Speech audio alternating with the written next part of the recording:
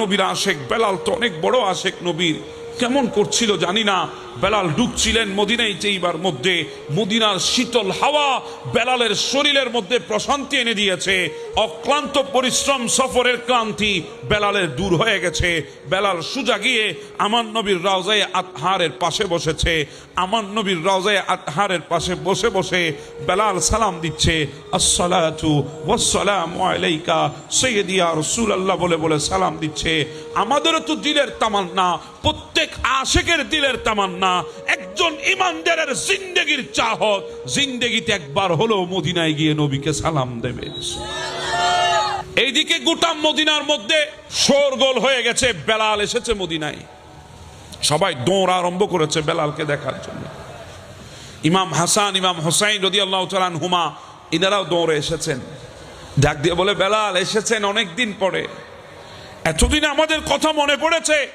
বেলাল, একটা কথা যদি বলি রাখবেন?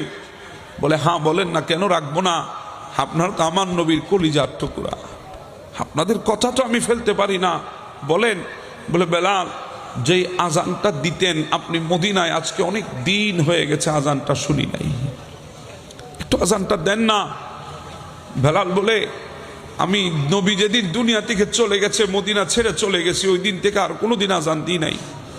আজকে যখন আপনারা বলছেন আমাকে দিতে হবে, কারণ আপনারা আমার নবীর কলিজার টুকরা, দুনিয়ার কথা ফেলতে পারবো, আপনাদের কথা ফেলা যাবে না, আমি আজান দেব। বেলাল দাঁড়িয়ে আজান দেওয়া শুরু করেছে। আমার নবীর ইন্তেকালের পরে মদিনায় ভাই এমন আর কোনোদিন কান্নার রুল পড়ে নাই। যেই দিন বেলাল আজান দিচ্ছিল, গোটা মদিনার ঘরে ঘরে মদিনার মেয়েদের চোখের পানি পর্যন্ত আসমান জমিন কেঁপেছে। বেলাল আজান দিচ্ছে, যখন আজান দিতে দিতে আশহাদু আন্না মুহাম্মাদুর রাসূলুল্লাহ বলছে, তখন বেলাল ডানে তাকায়, বামে তাকায়। কারণ বেলাল যখন আজান দিত মসজিদ নববীর মধ্যে, তখন আমার নবী আশহাদু আন্না মুহাম্মাদুর রাসূলুল্লাহ বললে আমার নবী মসজিদের মধ্যে তশরিফ আনতেন। বেলাল আমার নবীকে দেখতেন। আজকে বেলালের জুবানে আশহাদু আন্না মুহাম্মাদুর রাসূলুল্লাহ চলছে, কিন্তু ডানে বামে নবীকে দেখছে না। বেলাল কাঁদতে কাঁদতে কাঁদতে বেহুশ হয়ে জমিনের মধ্যে পড়ে গেছে। বেলাল বেহুশ হয়ে গেছে। হ্যাঁ, এটাকে বলা হয় প্রেমিকের যেই দিওয়ানার দিওয়ানা, ভালোবাসা, মোহাব্বত, যেই বিরহ সহ্য করতে পারে না প্রেমিক। যেদিন বেলাল দুনিয়া থেকে চলে যাচ্ছিলেন, স্ত্রী জিজ্ঞাসা করেছিল, বেলাল আপনি চলে যাবেন, আপনি হাসতেছেন কেন মওতের বিছানায়?